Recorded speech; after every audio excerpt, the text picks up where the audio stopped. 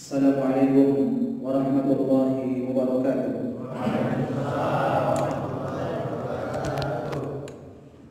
Innal hamdalillah nahmaduhu wa nasta'inuhu wa nastaghfiruh wa na'udzu billahi min shururi anfusina wa min sayyiati a'malina. May yahdihillahu fala mudilla lahu wa may yudlil fala hadiya lahu. Asyhadu an la ilaha illallah wahdahu la syarika lah wa asyhadu anna Muhammadan 'abduhu wa rasuluhu la nabiyya ba'dah. Allahumma shalli ala sayyidina wa habibina wa syafi'ina wa ala alihi wa ashabihi wa sallama tasliman katsira. Amma ba'd. Kaum muslimin, kaum muslimat yang semoga dimuliakan oleh Allah Subhanahu wa taala. Alhamdulillah, di siang hari ini kita kembali dikumpulkan oleh Allah Subhanahu wa taala. Kita kembali bisa bermajelis ilmu yang merupakan ini kebutuhan kita semua. Majelis ilmu adalah majelis yang di dalamnya bisa menumbuhkan keimanan kita kepada Allah Subhanahu wa taala. Majelis ilmu di dalamnya kita bisa mendapatkan rahmat Allah Subhanahu wa taala. Makanya harus kita semangat untuk hadir di majelis ilmu. Dan semoga yang meluangkan waktu di siang hari ini ya diberikan manfaat atas apa yang kita akan dengarkan bersama. Nah, kaum muslimin, kaum muslimat yang dimuliakan oleh Allah Subhanahu wa taala, sedikit pengantar sebelum kita masuk ya di materi kita. Insyaallah kita kasih berlanjut materi ya. Nanti saya masih pikir-pikir kira-kira apa yang bagus akan kita bahas ya. Namun terlebih dahulu kita mesti ketahui bahwa Nabi sallallahu alaihi wasallam itu pernah minta kepada Allah Subhanahu wa taala, dan ini seharusnya kita hafal semua. Ini diabadikan dalam sebuah hadis yang diriwayatkan oleh Imam Ahmad. Ini Nabi sering awali paginya dengan doa ini. Masya Allah. Jadi kita sebagai muslim ya, apapun profesi kita harus semangat menghafal, khususnya zikir pagi dan petang. Nah, ini ada di zikir pagi dan petang, di mana Nabi Shallallahu Alaihi Wasallam sebagaimana yang diriwayatkan dari istri beliau, yakni Ummu Salamah. Ummu Salamah ini siapa namanya? Saya ada hadiah ya, yang bisa menjawab pertanyaan-pertanyaan saya itu akan mendapatkan hadiah. Tidak spesial hadiahnya, tapi bermanfaat insyaallah. Ya. Sekali lagi saya sampaikan, jangan buka Google ya. Nah, saya kasih bocoran yang pertama ini. Beliau bernama Hindun bin Abi Umayyah. Ini istri Nabi Shallallahu Alaihi Wasallam. Nah, namanya Ummu Salamah. Nama asli beliau Hindun. Nah, jadi kalau kita punya anak ya, kayaknya kurang bagus didengar kalau namanya Hindu. Nah, kasih anus, takut namanya, masya Allah. Ini perbedaan kita dengan orang-orang Arab ya. Kita mungkin kerennya itu ya siapa namanya, Siti apa gitu ya. Namun tahukah kita Siti itu apa? Ini istilah orang Indonesia, ini bukan orang Arab ini Siti. Tapi sering dipakai di Indonesia. Dan niat kita pakai itu apa? Mau ke Arab-Araban, ke Arab-Araban. Subhanallah. Namun tahu gak kita apa makna Siti? Siti itu singkatan. Artinya apa? Sayyidati. Memang orang Indonesia kayaknya suka yang singkat-singkat. Bahkan beli salam saja singkat. As, war. Subhanallah. Jawabnya apa? Was, war, wah. Ini seringnya orang Indonesia seperti ini. Allah SWT, Nabi Muhammad SAW. Saw.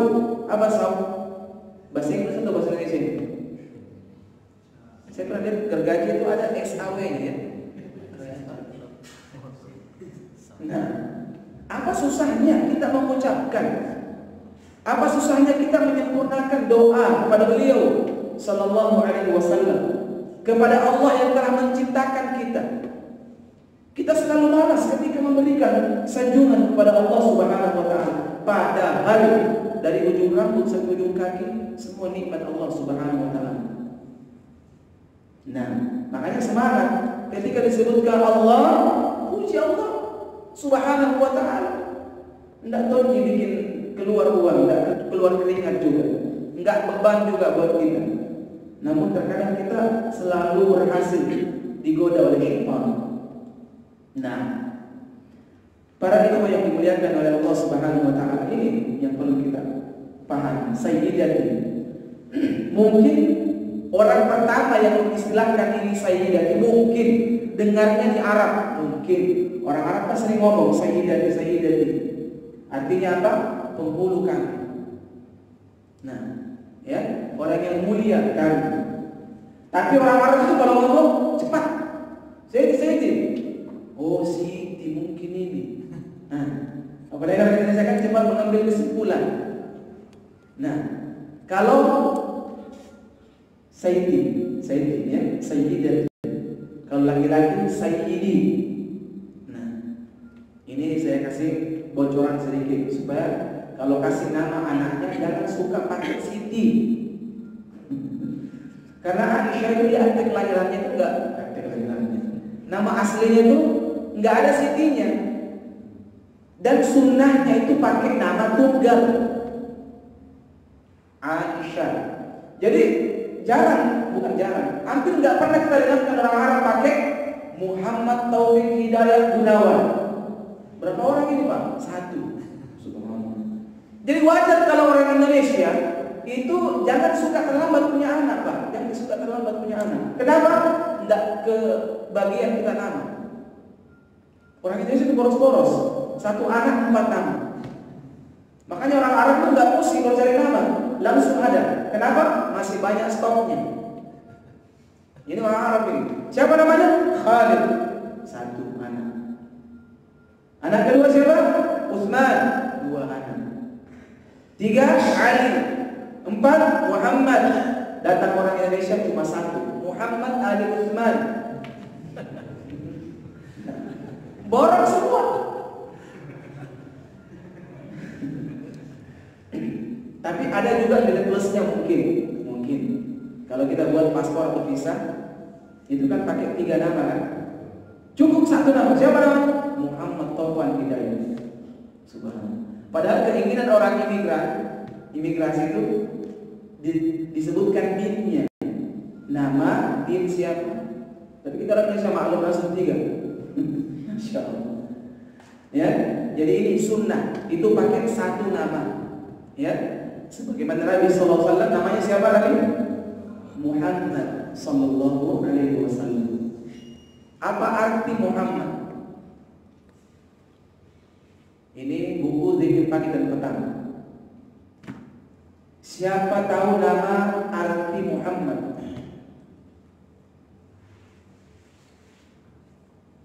Saya sudah tahu sebenarnya, tapi aku teriak Ustaz. Kalau begitu saya jawab ya.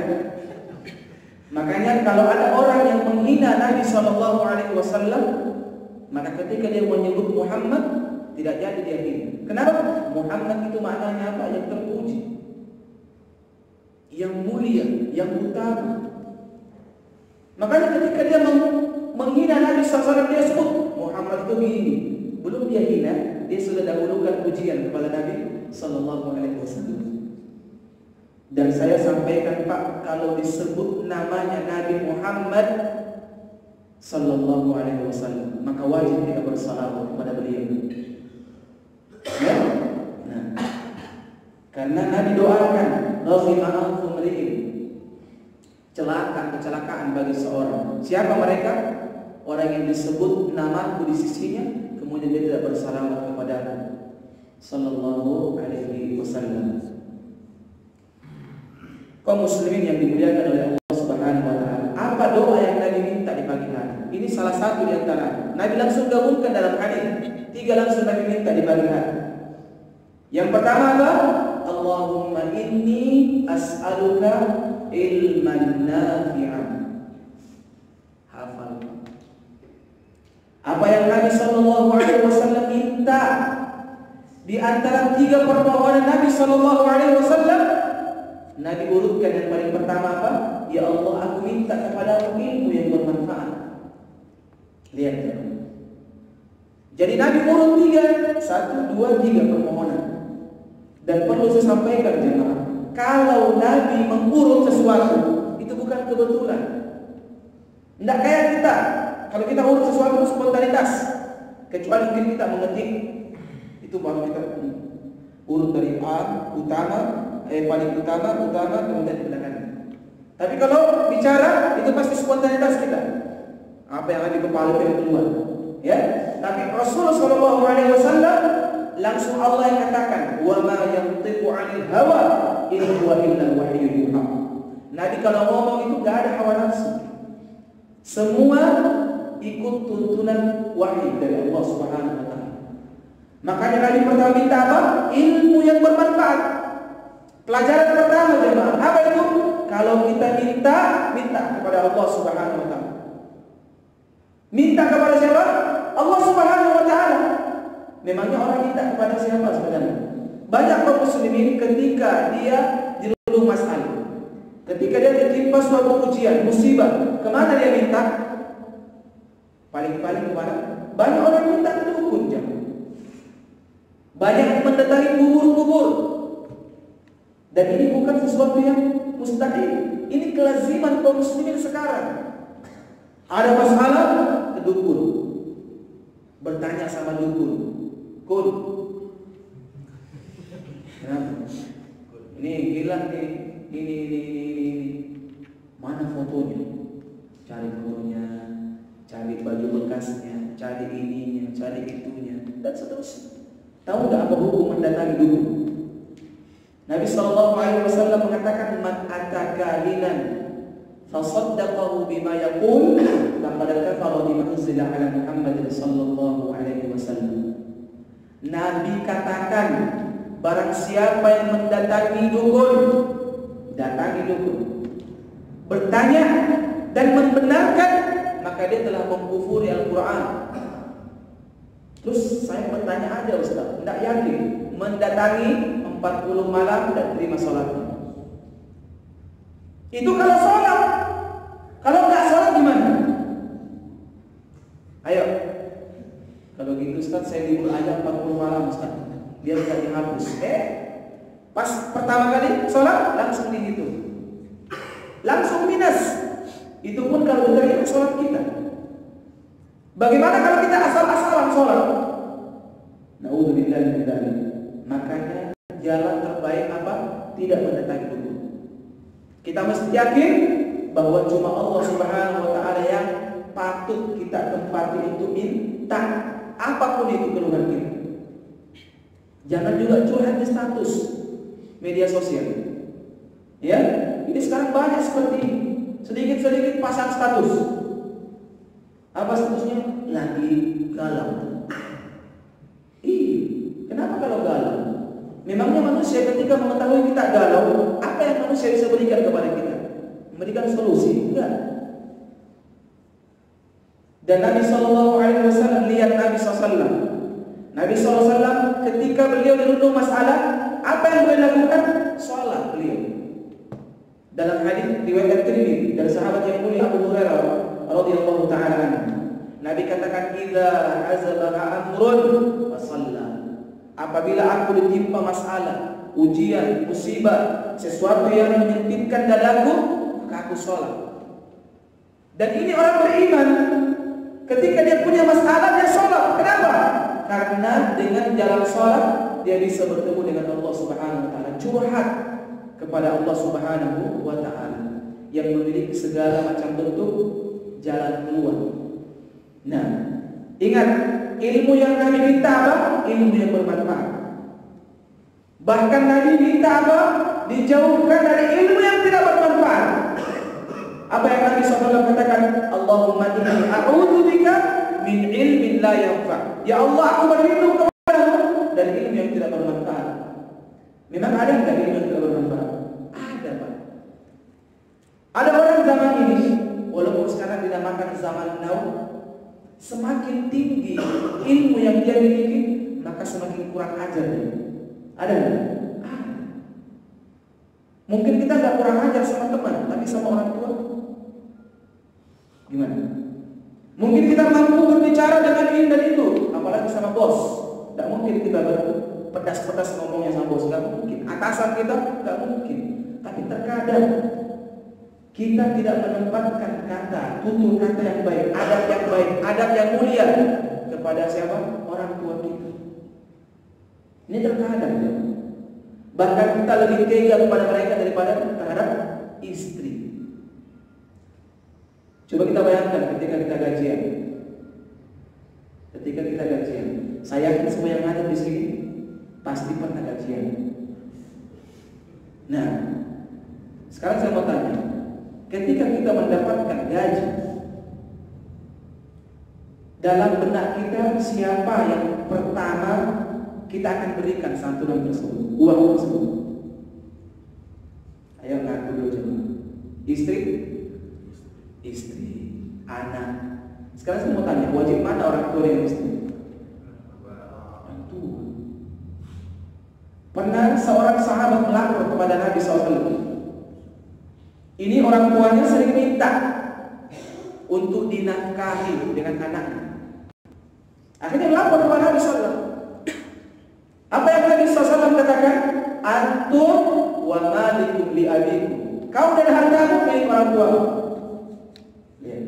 Engkau dan hartamu seluruhnya itu milik orang tua. Sampai kapan? Sampai kita mati, jemaah. Ini anak laki-laki, beda anak perempuan. Anak perempuan ketika dia telah dikhitbah, tahu khitbah?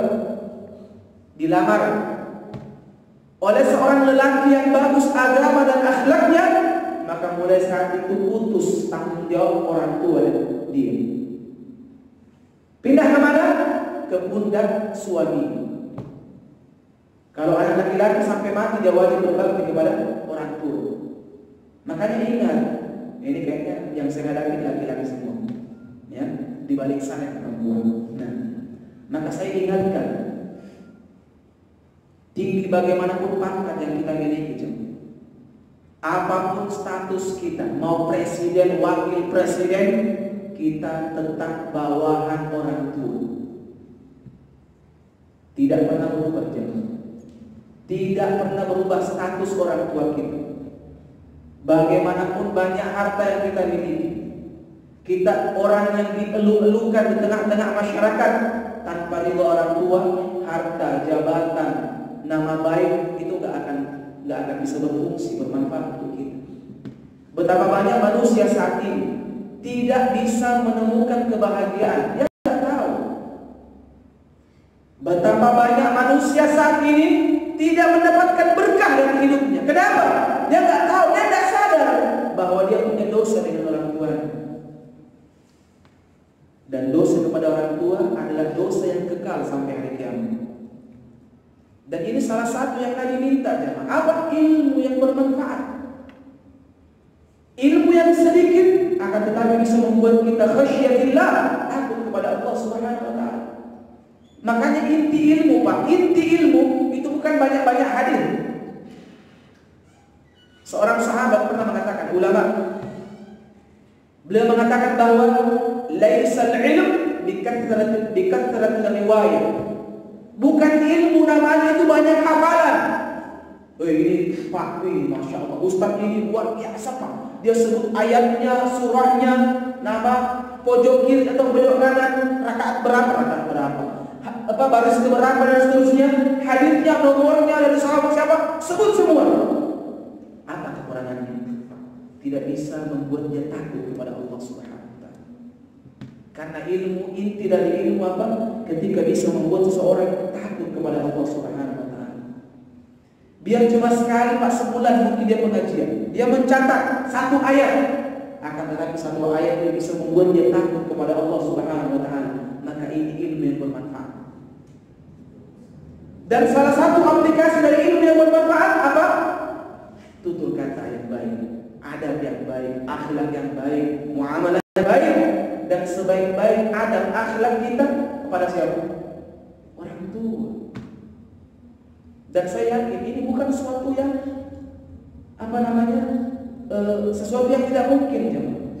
Banyak di tengah-tengah masyarakat kita yang nggak akur dengan orang tua, yang selalu menomorduakan mereka. Naudzubillah min dzalik. Saya ingin angkat satu cerita. Ini sudah beredar di YouTube, kisah sahabat yang hidup di generasi kedua. Anehnya, ini manusia pernah disebut namanya sama Nabi SAW. Coba pikir Pak, tidak sezaman dengan Nabi, tapi Nabi sebut-sebut namanya. Bahkan apa keutamaannya? Nabi katakan, kalau kau bisa minta sama dia untuk didoakan, minta kau didoakan sama dia. Sekarang saya mau tanya, manusia yang Nabi maksud ini, apakah dia ahli Al-Quran? Bukan. Apakah dia ahli hadis? Bukan. Apakah dia orang yang rajin sedekah? Bukan. Ahli ibadah? Bukan. Apa keutamaan yang dia miliki? Falahu walidah. Dia punya ibu. Dia punya orang tua yang masih satu, sudah satu, bapaknya sudah lanjut. Ibu yang dia rawat dengan ikhlas, dengan ridho. Dia tidak pernah mengangkat suara di hadapan ibunya. Dia selalu memuliakan ibunya. Dia selalu apa? Beradab dan akhlak yang mulia terhadapnya. Akhirnya apa? La darra'u. Sekiranya dia mengangkat tangannya ke langit, maka sebelum dia turunkan tangannya, pasti Allah kabulkan doanya. Coba. Pernah ketemu di zamannya Umar bin Khattab. Rasul sudah meninggal, Abu Bakar sudah meninggal, tapi Umar sering-sering dengan namanya, sering-sering disebut namanya di hadapan majelisnya, majelis Rasulullah SAW. Akhirnya setiap datang orang Yaman, Umar berteriak. Ya, apa kata Umar? Afikum Uwais. Apakah di antara kalian ada Uwais? Orang-orang Yaman ketika itu ngomong, nggak ada nama Uwais. Tahun berikutnya haji, datang rombongan Yaman lagi, naik lagi di Bukit Umar. Afikum Uwais bin Amir. Apakah di antara kalian ada nama Uwais? Coba Pak, bukan orang terkenal. Akhirnya pimpinan kabilah ketika itu ngomong, ada di Uwais di sini. Tapi apakah ini yang kau maksud? Ini orang yang kau maksud ini? Tidak dikenal, tidak terkenal. Apa kata Umar? Hadirkan dia. Akhirnya dihadirkan Uwais. Ditanya, anta Uwais? Dia bilang, nah, iya. Disebutkan lagi, engkau dari Qaran? Min Qaran? Nah. Ya? Kau dari ini? Iya. Bapakmu namanya ini? Iya. Apakah kau dulu punya penyakit yang Allah telah sembuhkan kecuali sebesar kepingan dirham? Apa kata dia? Iya. Apa kau punya ibu? Iya. Apa kata Nabi SAW? Sami'tu Nabi sallallahu alaihi wasallam yaqul, sungguh saya telah mendengar Nabi sallallahu alaihi wasallam mengatakan tentang diri. Subhanallah. Kemudian apa kata Umar radhiyallahu taala anhu? Beliau mengatakan, tolong doakan saya. Lihat Pak, ahli surga yang minta didoakan. Tolong doakan saya, minta sama saya ampunan untuk Allah. Apa kata Uwais? Bagaimana mungkin saya mendoakan engkau sahabat Nabi sallallahu.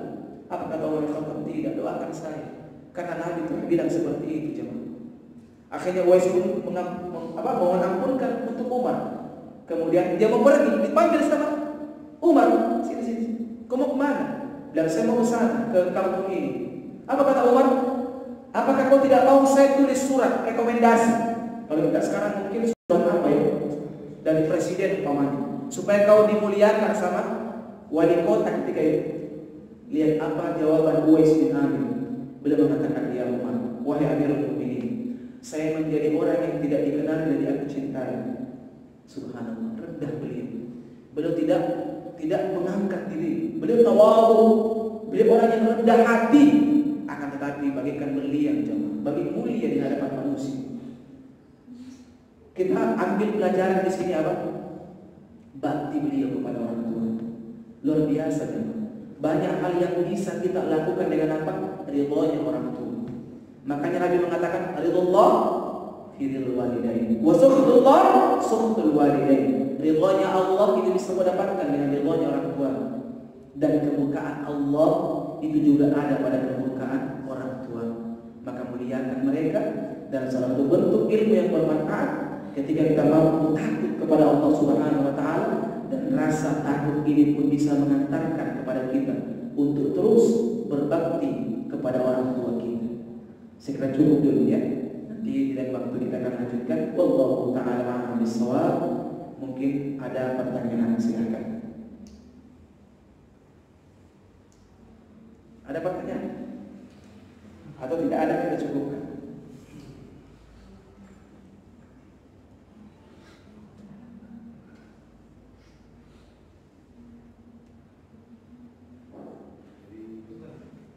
Nah, silakan Pak.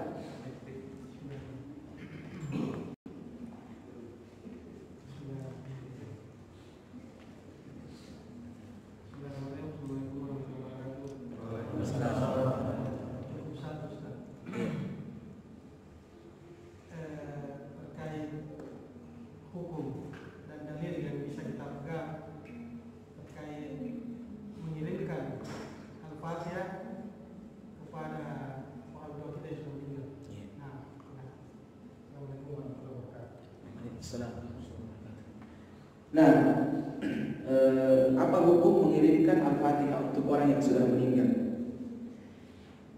Kenal dengan Imam Syafi'i? Kenal dengan Imam Syafi'i? Tahu. Nah, mungkin tidak kenal tapi tahu. Cocok jawabannya ya. Masya Allah. Imam Syafi'i mengatakan alla taziru wazratu wizra ukhra wa an laysa al-insan illa ma sa'a. Beliau mengambil ayat Al-Quran sebagai dalil bahwa kiriman bacaan Al-Quran itu tidak akan sampai kepada mayit. Wa laysa lil-insani illa ma sa'a. Kenapa? Karena seseorang akan diganjar sesuai dengan usaha yang telah dia lakukan. Ini bukan jawaban saya, ini Imam Syafi'i yang ngomong ini. Nah, Imam An-Nawawi dan Imam Ibnu Katsir ini meriwayatkan perkataan beliau. Nah, jadi ini perkataan Imam Syafi'i. Imam Syafi'i yang katakan seperti itu. Nah, dan saya yakin orang-orang Indonesia khususnya itu banyak-banyak yang berintisab mengaku bermadzhab Syafi'i. Jadi saya bawakan perkataan Imam Syafi'i. Dan Nabi SAW mengatakan apa? Idza mata al-insan inqata'a 'amaluhu illa min thalath. Apabila anak cucu Adam telah meninggal, maka akan terputus amalannya kecuali 3 kata beliau. Pertama, sedekah jariyah. Sedekah jariyah, dia pernah buat masjid atau bantu masjid, bantu pesantren, bantu anak pesantren, bantu orang menghafal Quran dan seterusnya dengan hartanya. Maka ketika dia meninggal, maka mengalir terus pahala. Kedua kata beliau sallallahu alaihi wasallam, wa ilmun yuntafa'u bihi. Ilmu yang bermanfaat yang diajarkan kepada masyarakat, diajarkan orang salat, dia ajar orang mengaji, dia ajar orang sedekah, dia ajar orang meninggalkan keharaman ini dan itu. Meninggal mengalir terus pahala. Yang ketiga kata Nabi sallallahu alaihi wasallam, wa waladun salihun yad'u lahu. Anak saleh yang senantiasa doakan dia. Makanya jangan suka batasi anak. KB Ustaz, iya gak apa-apa KB. Keluarga besar. Nah, banyak anak, Masya Allah. Adapun selain itu kata beliau sallallahu alaihi wasallam, maka tidak akan sampai. Kalau mau anaknya disuruh ngaji, anaknya yang diajar Al-Quran untuk membacakan untuk orang tuanya, secara otomatis itu langsung mengalir untuk orang tua. Bahkan istighfar anaknya itu akan menghentikan cambukan malaikat di bawah kubur. Ya Allah, ampuni orang tuaku ya Allah. Langsung berhenti malaikat memukul. Kenapa? Dikatakan oleh para malaikat, anak istighfarnya anak melindungi. Nah, makanya kalau kita mau ya sampaikan kepada anaknya untuk menjadi orang taat, orang saleh. Nah, adapun kita mengaji, kita sendiri yang dapat paham. Nah, ya, apalagi kalau kita datang kasihan, kita dibayar lagi, ya. Ini bisa membuat keluarga semakin susah. Nah, yang sebaiknya kita lakukan apa? Kita ajari anaknya untuk menjadi orang saleh, untuk menjadi anak-anak yang saleh. Wallahu a'lam bishawab. Ini yang saya ketahui, Pak. Ya, wallahu a'lam bishawab. Ada yang lain?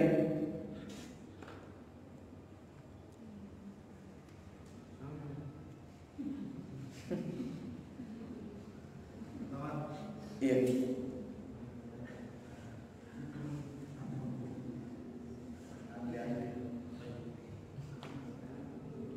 Silakan, Pak. Assalamualaikum warahmatullahi wabarakatuh. Waalaikumsalam.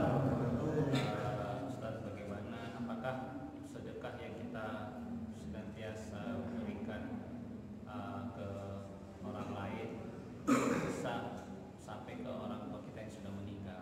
Nah, pahalanya. Sedekah boleh. Boleh. Anak yang sedekah untuk orang tuanya boleh. Anak yang hajikan orang tuanya boleh.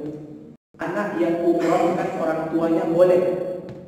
Namanya haji badal. Boleh. Selama anaknya ini sudah haji atau sudah umrah. Ini kemarin ditanyakan sama saya. Ya. Jadi anak yang melakukan ketaatan apapun maka akan mengalir untuk orang tua. Bahkan boleh dia hajikan untuk orang tua. Tapi syaratnya anaknya ini mesti haji dulu. Kalau kita mau umrohkan bapak ibu yang telah meninggal boleh. Syaratnya kita sudah umroh.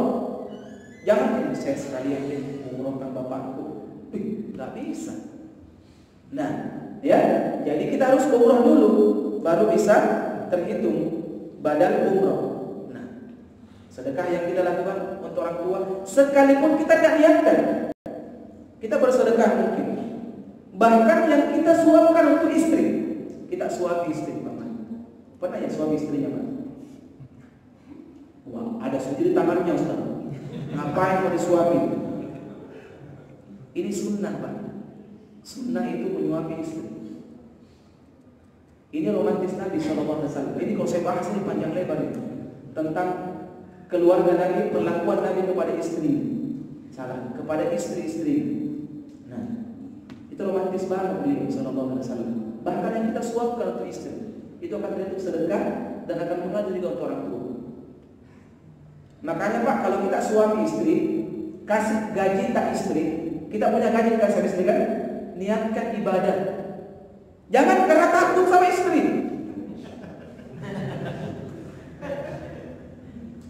Diam-diam di situ. Mau apa Pak? Ya sebab ada lebih-lebihnya. Ini namanya suami takut istri. Dan ini kenyataan, ya. Nanti kita akan ambil tema suami tidak takut istri. Masya Allah. Jadi begini Pak, itu istri bukan ditakuti sebenarnya, dihargai. Istri itu dihargai, bukan ditakuti. Paham semua? Beda harga dengan takut. Nah, kalau kita hargai, sekalipun istri tidak berada di sisi kita, kita tetap hargai dia, kita tetap anggap dia. Ini kalau cuma takut, iya kan? Akhirnya apa? Banyak yang ini juga ibu-ibu jangan bangga kalau suaminya takut. Saya mesti sampaikan juga. Kenapa? Karena kalau cuma takut, modal takut, hati-hati di luar. Ini diambil orang.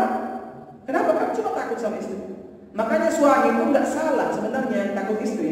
Kalau dia punya apa-apa di luar, pulang di rumah kenapa? Ini Pak, adik kayak jawabannya seperti ini. Kan tidak ada adik mama di luar. Ngomongnya gitu kan? Iya kan? Kan tadi ibu nggak di rumah, nggak di luar. Makanya saya seperti itu. Paham ya? Bisa nangkap ya? Alhamdulillah. Tapi Ini bukan pembenaran yang tidak saya suruh, ya. Laki-laki, ibu-ibu dengarkan baik-baik. Saya tidak suruh ini laki-laki. Nah, tapi istri jangan bangga ketika suami takut sama dia. Jadikan suami itu hargai kita. Supaya apa? Supaya tidak macam-macam di luar maupun di dalam rumah. Nah, ini bedanya, Pak. Ya, wallahu a'lam bishawab. Kok sampai ke sana ya jawaban? Barakallahu fiik. Iya, saya kira cukup. Semoga bermanfaat, ya. Saya mohon maaf atas segala kekurangan. Kebenarannya seluruh datangnya dari Allah Subhanahu wa taala, dan saya mohon ampun atas semua kesalahan dan kekeliruan yang saya sampaikan. Subhanakallahumma wa bihamdik, asyhadu an la ilaha illa anta, astaghfiruka wa atubu ilaik. Wassalamualaikum warahmatullahi wabarakatuh.